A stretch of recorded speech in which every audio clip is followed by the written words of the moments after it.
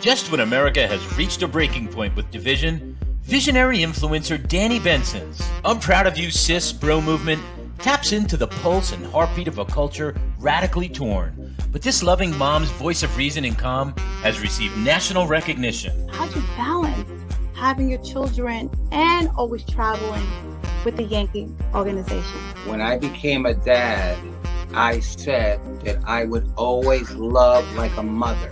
I feel like I have to try certain things or act a different way because I know some people or some kids.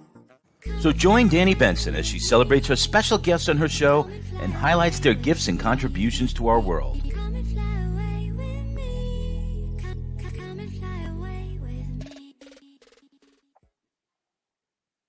Hi! Hi, everyone. My name is Danny Benson, host and founder of I'm Proud of You Sis. Thank you for joining. It is Wednesday, 6 p.m., hump day. I live in New York. It was an absolutely gorgeous day today. I don't know, I got a little bit of the spring fever bug. I know it's only January, but spring is literally 60 days away because, it's January to January, February 19th, February 19th to March 19th. Yes, I am so happy. Thank you for joining I'm Proud of You Sis. I first want to say, I know MLK, Martin Luther King, Jr. Day just passed us 2 days ago. And you know what? I too have a dream. I just want our world, our America, our United States of America to just be together again.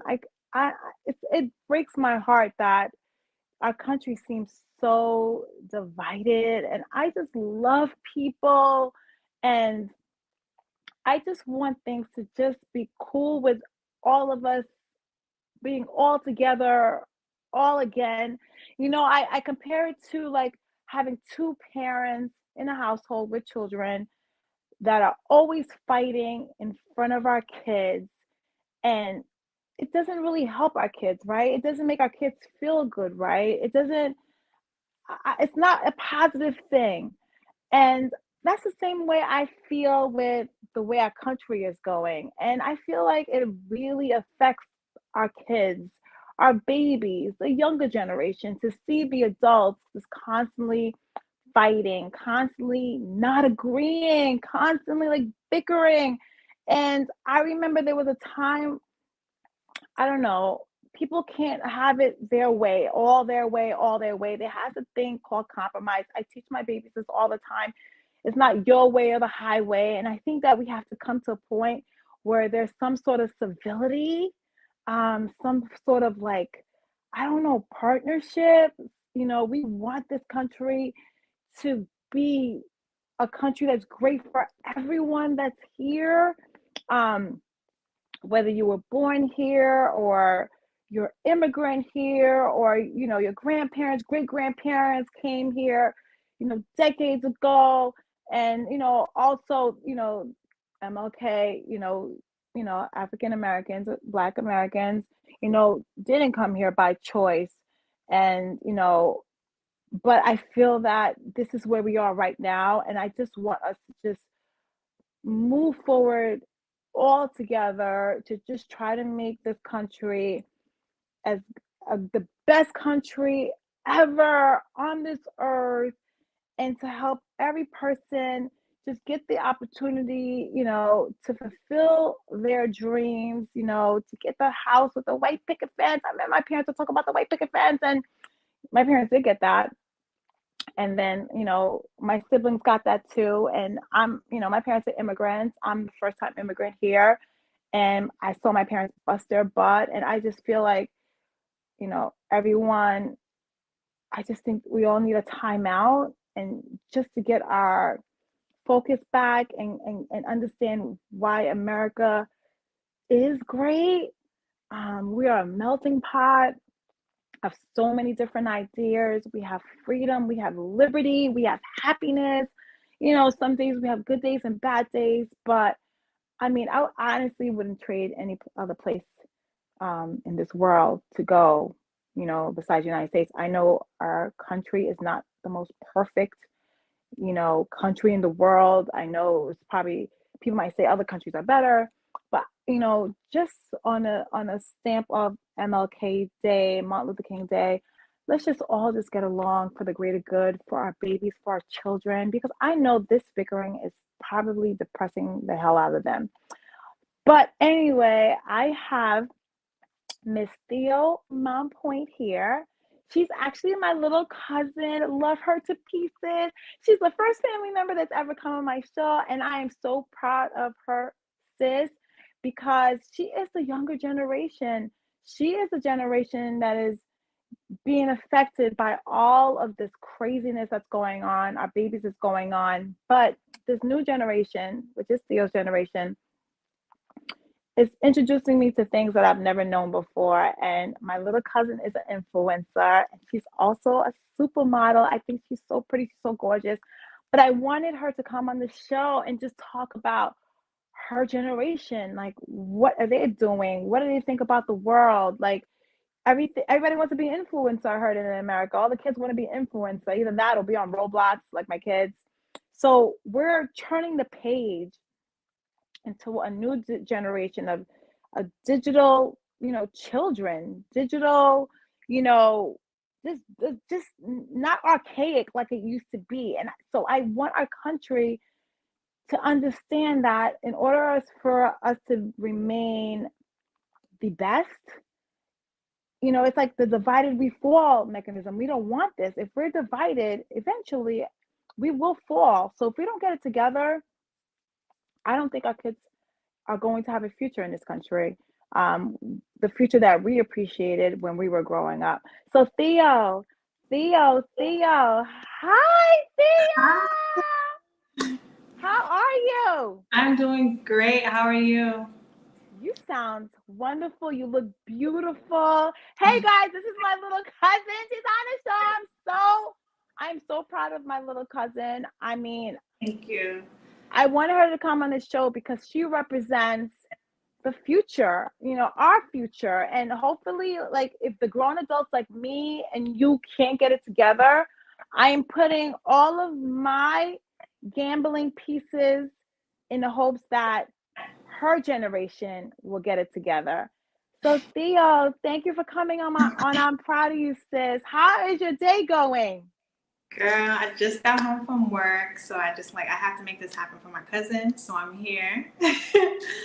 Thank you Go so good. much. Thank you so much for coming here. So first of all, you are an influencer. I follow your page, and I think you're so amazing because I want to do what you want to do, but I don't know how to do it. I feel so old sometimes, but you do it so flawlessly. My cousin Theo Mompoint is underscore Theodora on Instagram if you want to follow her. She is a lifestyle influencer. She cooks, fashion, you name it. I mean, I go to her page and she gets like tons of likes. So explain to me how this social media era has helped you, grow your business, because you also have a business. Yes, absolutely. I mean, let's start with how it started. So Okay. I was never really into computers, anything. While I was in high school, my graduating class was 2012. My peers were into Twitter and stuff, but that just wasn't my thing. I had a Twitter, I had a social media, but I just wasn't on it and using it. So after I had my daughter at 21, I started being more active on it, posting pictures of myself, and people were so amazed that I snapped back. But truly, I was just young. I had a kid at 21.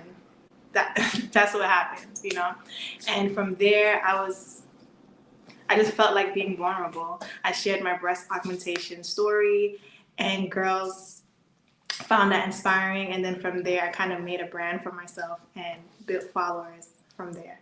But influencing is not what it seems.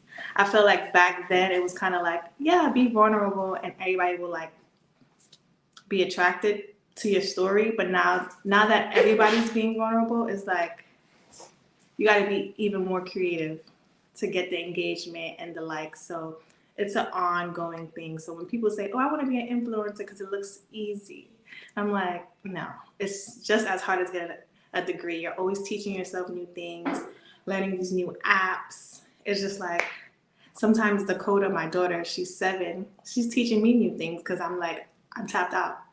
I don't want to learn no more. I don't like, so that's kind of how it started. And then from there with the business, um, I kind of just was like, you know what? I have this following base. Let me just come out with a brand. And at first, it was going really good. But one thing about social media that people misconstrue is just because you have followers, those followers turn into sales. You have to also push yourself, show them why they should buy your stuff.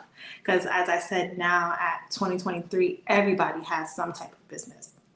Versus back in 2015, when I first was on social media, anybody could start a brand and it would blow up because it wasn't so much small businesses to like support. So now that there is so many businesses to support, you have to be posting TikToks and reels and making it think your content go viral, and it goes beyond your actual followers.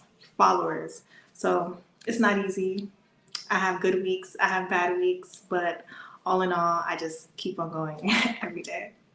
So, okay. So the thing is, when you say have good weeks and you have bad weeks, is it because of the numbers of likes? Like, is everyone is like, if something does well, is it because it has a lot of likes, so you know it did well? And if it doesn't do well, it's because it doesn't have a lot of likes?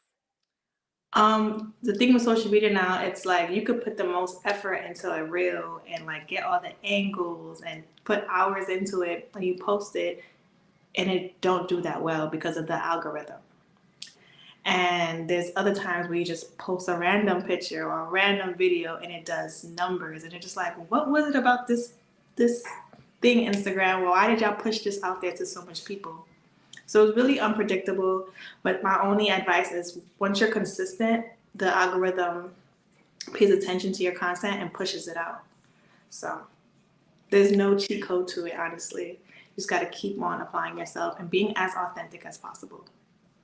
So you think if you are authentic, people gravitate to you more because you're more vulnerable? Because I come from a generation of, it's hard to be authentic. It's hard to show, it's just hard to people that you don't even know, just, That's you true. know. I think people appreciate authenticity, especially in my age group. I'm 28. I grew up 9 years apart from my sister, and everything was just such a secret. Yes. Everything was such a secret. No, and, you know, I come from a generation of whatever happens in Cancun stays in Cancun. Okay. So no one knew anything that was going on in no one's life. Exactly. So a lot of things I felt like I learned late in my life, or from people outside of my family, because everybody was like, stay in a child's place. But of course, being 20 and outside, you was never in a child's place. You was finding yourself in predicaments that you shouldn't have been.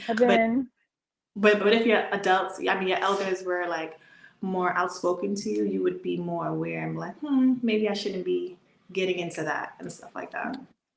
Even down to stretch marks. When I was, I think, 12, I just woke up one day with a bunch of stretch marks on my thighs. And I went crying to my mom, like, what is this on my legs? And she's like, get out of here, girl.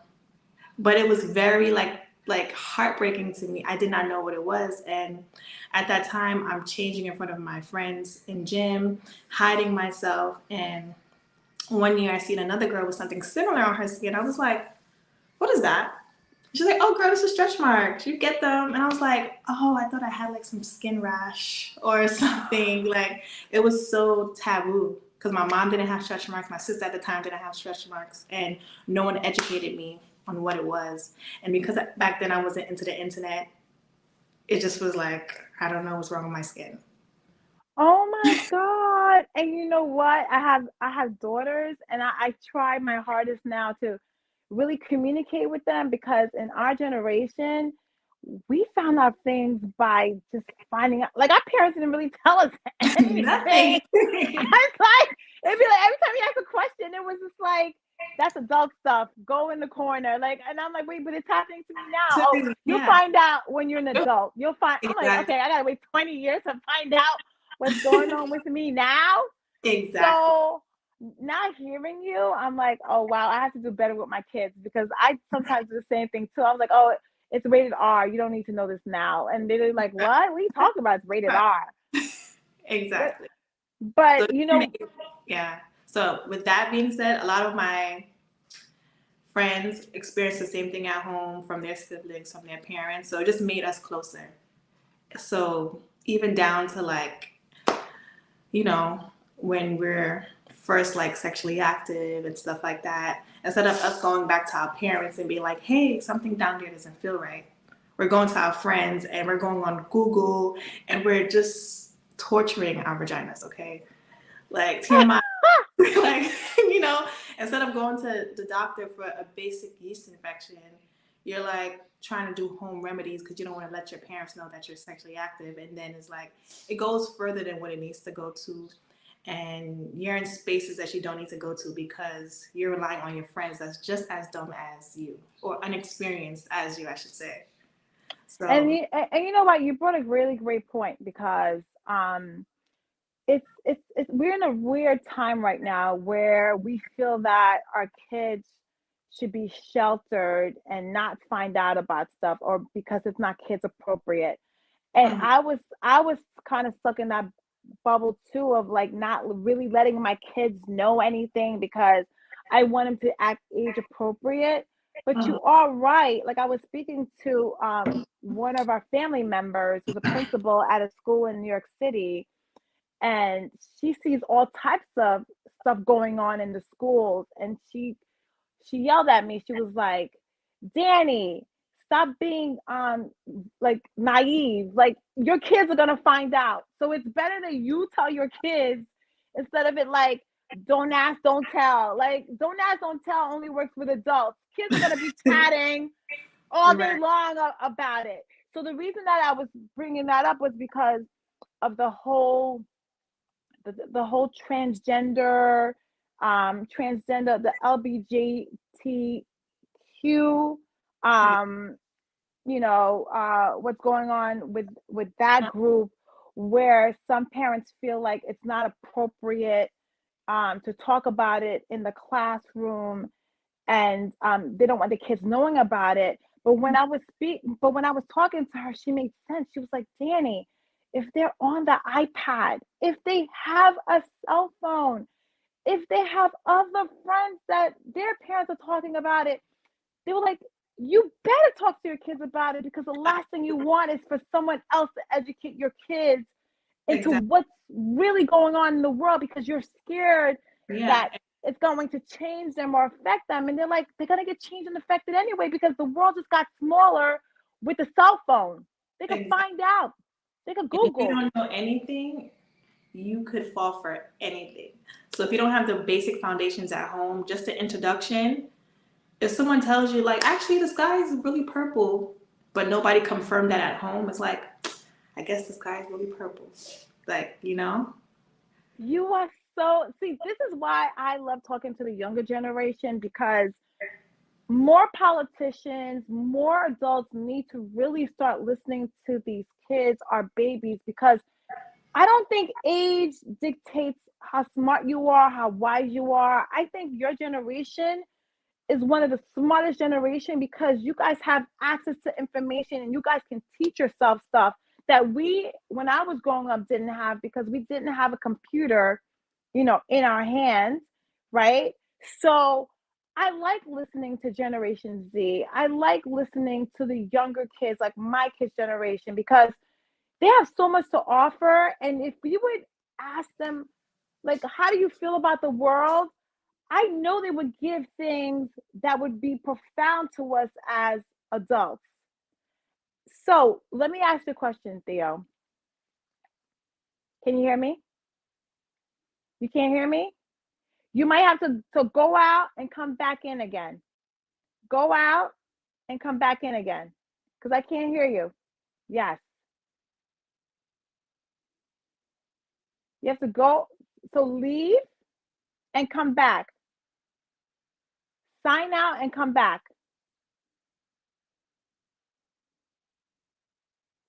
Oh, sorry for the technical difficulties. I don't know.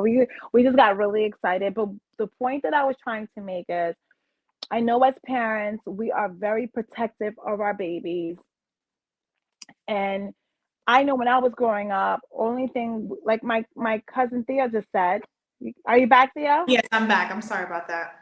Okay, so I was trying to explain to the audience that when I was growing up, and a lot of the adults was growing up, we were taught differently of how to teach our children. We didn't talk about sex, we didn't talk about drugs. It was just only about go to school and get an education, right?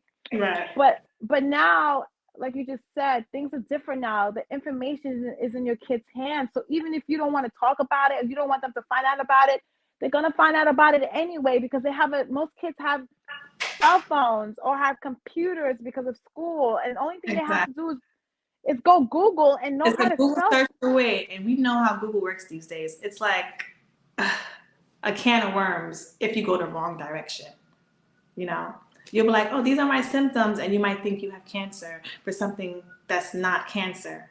You know, it just could take you the wrong place, Google, without like right guidance.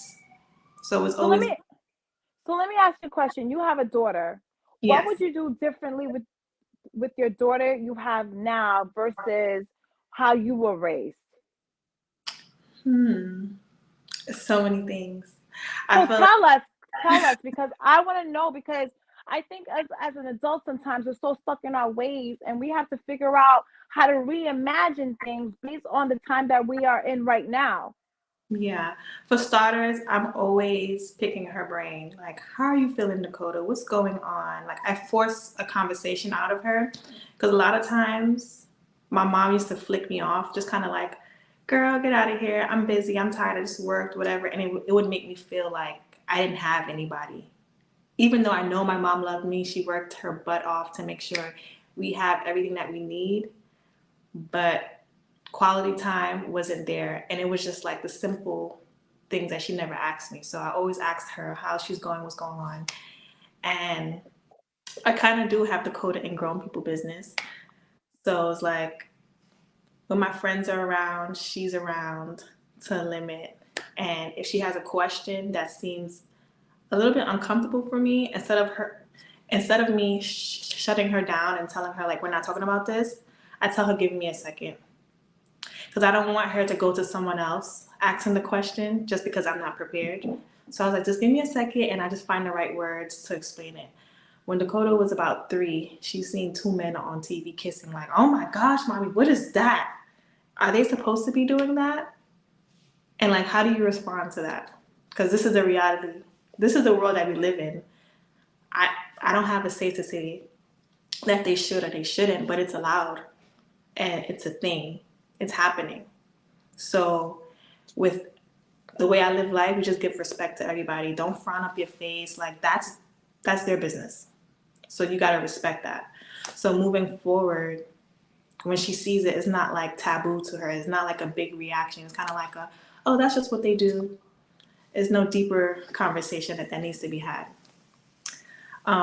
Schoolwork, I try to just understand like why is this not working, Dakota? What's hard about it? I'm open to tutoring, everything. I feel like a lot of our parents, instead of trying to figure out why we're not understanding something at school or why we're failing, it's like, oh, I'm gonna beat you. I'm gonna yell at you until you get it right. And it's like sometimes your kid might need some extra help, whether it's a tutor or you spending extra time with them, you contacting the teacher. So I just feel like I don't only request off of work just to go on vacation. I'm requesting off of work to go to my child's school and sit down with somebody just to get to the bottom of it. Because a lot of our failures in adulthood is because nobody really sat down and truly gave a fuck. Everybody is like, oh, I'm paying for you to go to school. You have a great home. You have stuff, but nobody was really present for us and was being an advocate for us growing up. As a Haitian child, Haitian parents, I feel like my mom felt like once she fed me, gave me a place to stay, clean clothes, and all that stuff, that was enough. And I felt like I needed her to be more emotionally available for me, and just more present when it came to school stuff. Wow. Like I feel that what you're saying is so profound because it's so true. Because as a parent, I have to catch myself sometimes, Hmm. with my kids, because I'm older, my patience is not there. I'm Girl, like I'm doing me too. so. I Me too. know, but you know what it is? I love how the younger generation has a different approach, because Mhm. like even with my parents, it was just like it was is do as I say, not as I do. Didn't Yeah. understand that. I'd be like, well, you guys are yelling at each other. Oh, no, no, no, you don't watch. So it was always contradictions. When I love my parents, were the best parents in the Yes. world, Same here. but but they didn't see me as a person. They just saw me as a child, and I got it. I know I was a child, but this child had feelings. This Hmm. child had a brain. This child could observe. This child did not have to feel that they didn't have a say. I'm not saying that I should have had a choice, but at Hmm. least make me feel like you're listening to how I feel instead of just making me feel like my feelings mean nothing. Right. And I think that's what caused a lot of like depression growing up, a lot of like, you know, just like you were saying, like I had like a lot of acne on my face, and I would tell my parents like, "What is this?" And they'd be like, "Oh, it's just your hormones. Bye." Meanwhile, I was being bullied in school every day, called pimple face every day, and my Right. parents just Stressed made it seem out. like everybody gets bullied, Mhm. so this is what I was trying to tell the world, our country, United States of America. Time time evolves, right? Yeah. People evolve. It's okay to evolve. It's okay to make mistakes and learn from your mistakes. But we're here to make the next generation better than Exactly. our generation, right? And I feel like parents like me, because I'm older than you, are not setting the good example for the younger generation to look at us and say, okay, we want to emulate them because they got it together. Because honestly, it looks like the adults don't have it together. It looks like you guys have it together more than us. I'd say it's 50-50 because I feel like you're doing an amazing job.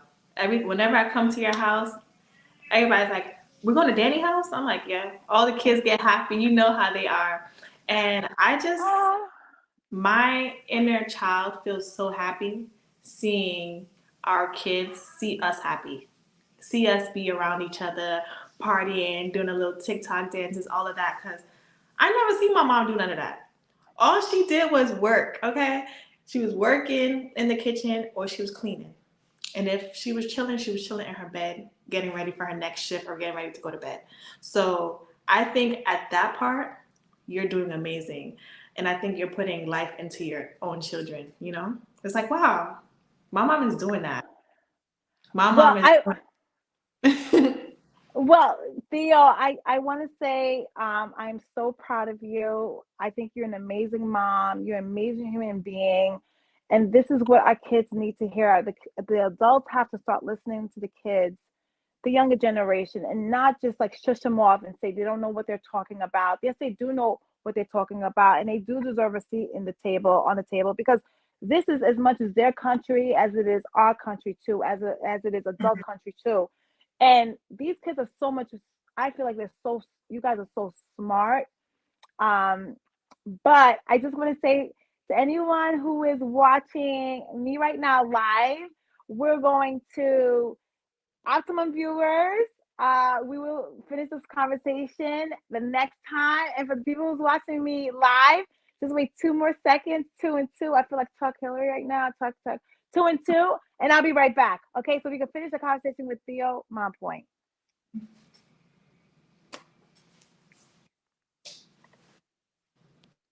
Yes, okay, we're back live. So Theo, I just want to tell you this.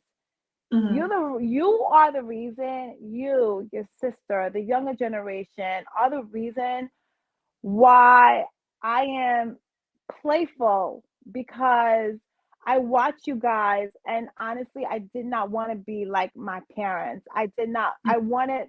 I don't. I'm not friends with my kids, but I Mhm. wanted to create a relationship with the younger kids, the younger generation. Right. That I'm here. I'm listening to you. We can have fun at my house without feeling like don't touch the furniture, don't touch this, don't sit on this. I always tell you guys, what's the point of having a house if your kids If you can't have can't, fun in the house? right. Hmm. What's the point of paying like a mortgage? What's the point of getting I understand that you have nice things, but isn't a house supposed to be more of a creation of memories, having Exactly. kids running around, laughing, dancing, Hmm. and not just coming to someone's house. And I remember I And used to go to my sitting in the, aunt's, sitting in the corner like this. Why would I want to go back to a house where I can't have fun? Like, I'm a kid. I'm meant to live a little bit. Why mhm. can't I? Why can't I? So I, so you guys made me look into myself, and I love my parents, but I didn't want to be like my parents, Right. meaning that in the way that I had a relationship with you, Theo, that generation, and even our baby's generation, I wanted it to be more of a, like, we can all listen together. We all have opinions. Yes, I am the adult. Yes, you're younger than me, but it doesn't mean that your feelings doesn't matter. You have Exactly. a, it matters. And I think that when you make kids feel like your daughter, I love your daughter so much. I love Dakota, Miss Dakota. I feel like she's gonna be like an influencer like her mom. She's an Superstar. influencer. Yes, superstar. Superstar in training. I always say she's gonna be the next Beyonce. Beyonce, watch out. Watch out. Dakota, Dakota is coming. So I'm saying it here first. I just believe in our family so much. But I feel that when you build that relationship with your daughter, of Hmm. course your daughter's gonna trust to come to you first before she even goes to her friends now, because you guys now establish a relationship of authenticity, Right. honesty, an open dialogue. You're not gonna get, like, smacked in the face by saying something inappropriate, because Exactly. I'm a kid. I don't know what's inappropriate, but you're gonna make your child feel that. They have a voice. and Yeah. I think and I think like I have this day called Self-Love Day, which is very important to my heart, because I feel like your generation and younger generation are having more mental health issue issues, excuse me, Hmm. because they still feel like they don't have a voice. Honestly, I think that they're having these issues because they know that they exist. These issues didn't come out of nowhere. I think that being that we're more educated, that they exist as far as having anxiety, depression, is like, I think I have this. I think I have this. Like, this generation is full of labeling. Like, oh, I watched 10 TikTok videos that this girl said that she has ADHD. I do that too. Maybe I have ADHD. I feel like we're very big on labeling ourselves, which is Really? scary.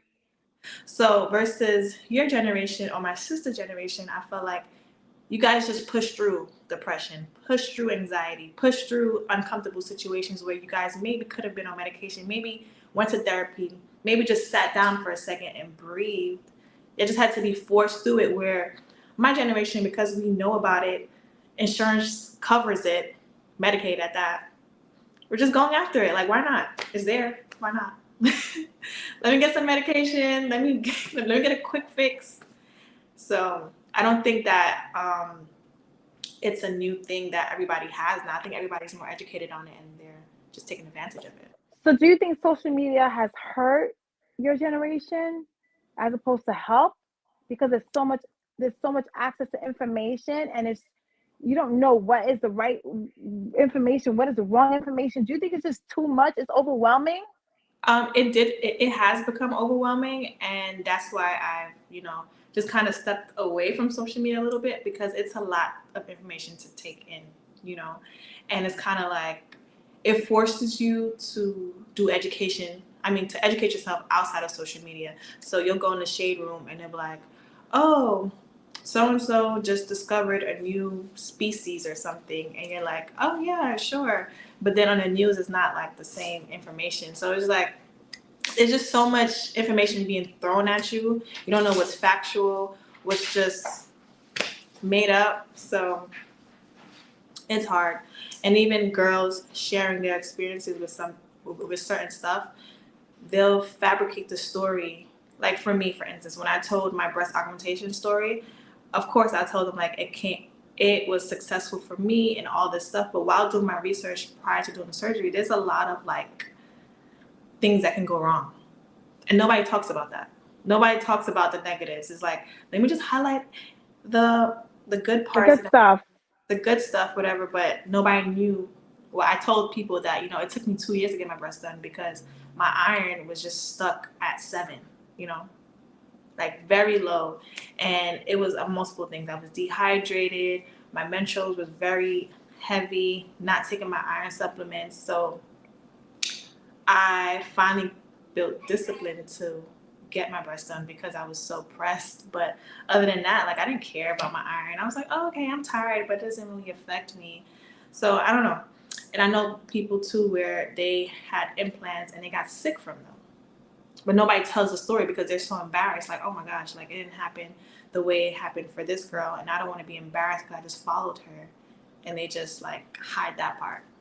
Or, you know, people will be like, oh, this girl, I know her from everywhere, but like, why isn't she not highlighting when she went through X, Y, and Z, and she's only highlighting this part? You post so much on social media, people feel like you owe them the full story. Where a lot of people just come up and be like, yep, I got my new Mercedes-Benz 2023, but they're not showing you like the hard work. The struggle, or they're not showing you that, you know, they were selling themselves. Or it's like, it's so much what it could be. They're not showing you the backstory because everyone thinks like everyone has a success story and it's overnight and it's full of crap because nothing happens overnight. Nothing happens overnight. Everything is consistency. That's why I'm so proud of you on the show. Like I've been seeing you working on this for so long, and I know how it feels because it's hard to stay consistent doing something when you're not seeing the effects that you imagine in your head. Like, where are the 100,000 views? Where's this? Where's that? But it's gonna come. You keep on pushing, it's gonna come. You know what? I just want to say I'm proud of you because you took courage to come on my show. I will never forget that you are the first family member that ever believed in me. So I got to say it right here because when they show this like 20 years from now, 10 years from now, I'm like, Theo was the first one because you know how people like to jump the bandwagon, like when like it's weird with family sometimes, like no one really believes in you. And then all of a sudden, I can feel how Beyonce feels when you blow up. That every family wants to act like they always believed in you, but then when you were asking them to do little things like, "Can you come on my show?" and they'd be like, "I'm not coming on your show." But let me just tell you something. You have a belief in you, Theo.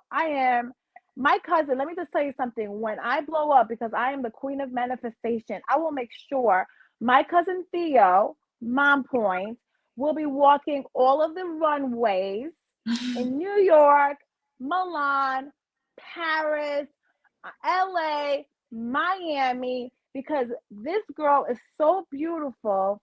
And I just feel like this is going to be another topic we talk about, but the access of like beauty walking on a runway, sometimes it seems like it's just one-sided, and the world is so many, it's so diverse with so many beautiful people, beautiful body shapes, beautiful skin color, that I wish that the runway would reflect that.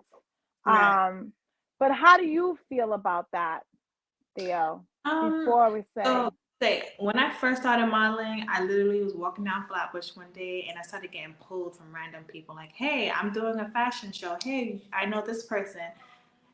Hey, I'm a photographer. Let's do it. So it's kind of like I never had the passion for it. But once I did it and I seen what you could get paid for it, I was like, oh, yeah, this is it. So I started getting money. It was cool. But then I had one experience where I went to So I met this girl and she was like, hey, I know about a bunch of castings. I could get you indirect. So she got me a few bookings, and every time, at the time I was 17, so I had to go to castings with either an agent or my mother. So obviously my mother was always working, so I went with my agent.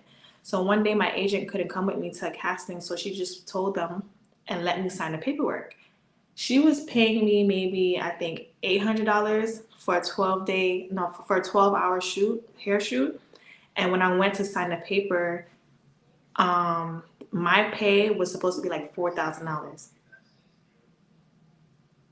So I seen that, and I'm very timid. So imagine as a 17-year-old, I was even more timid. I was like, oh my gosh, like I'm hot, I'm sweating. Like, how do I confront this lady? Why would she ever play with me like that? Like, there's a lot that goes into these shoots. Like, my head at the end of the day is sore. And now that I know the true worth of it, or what these people was paying me, like, you're not even giving me half, and you're not even the one doing the work. So when I confronted her, she basically was like, oh, I'm sorry, I split the money between 4 people and blah, blah, blah, but I'll give you $1,500 today, and I'm sorry, don't bring it up to the other models, because it was other girls too. And from there, I was like, you know what, I need a real agency. I need to get signed. I need to have real management, because these people in these streets is either going to underpay you, make you work for free for exposure, or just not really value, and it's not going anywhere. So from 18 to now, I've been trying to get signed by an agency, and anytime I would get close to it, they'll be like, I'm sorry, but we have enough girls that look like you. I'm sorry, but you're not skinny enough. I'm sorry, but we prefer your hair this way. It was just so much no's. And honestly, maybe if I kept on pushing like consistently, I would have got where I wanted to be, especially at my younger ages. But that's a hard industry. Like, so many no's just like breaks your passion. Breaks your passion. But I'm here to tell you, Yeah. you will get that yes. Even if I have to make sure you get that yes. Okay, you will get that yes, because you were meant to be a model, and I'm not gonna let nothing. I'm gonna manifest it right now. I'm not gonna let nothing stop you from being a model. There's so many beautiful people in the world. To anyone who's in Theo's spot, who is beautiful and want to be a supermodel, don't give up. It's gonna happen. You can get all the no's in the world, but that one yes will come. I promise you. Just keep pushing. Just keep pushing. And I want to say, Theo, thank you so much for joining. I'm proud of you, sis. I'm so proud of you. And I can't wait to see you, hug you. And I will definitely, if I ever meet anyone that can help you legitimately for modeling, I will definitely send them your number, because you are super gorgeous, and you deserve to be on every cover on the face of this earth. Aww. And that is a God's honest truth, because you are beautiful. But everyone, thank you so much for joining. Danny Benson, that's me, and my cousin Theo. Hi, Theo. Hi. I'm proud of you, sis. I just wanted to bring her flowers because she's super amazing. And guys, this is the younger generation. We have to start listening to them to help with the problems that we have today, because they're the ones that's going to be living on this earth while we are far gone. So we have to think about the young ones, the younger kids, and not be so egotistical and think about just ourselves. And let's get our country together as one again. Thank you so much, everybody. See you next week. Bye. Bye. Bye, everybody. Yay! We did it. Woo!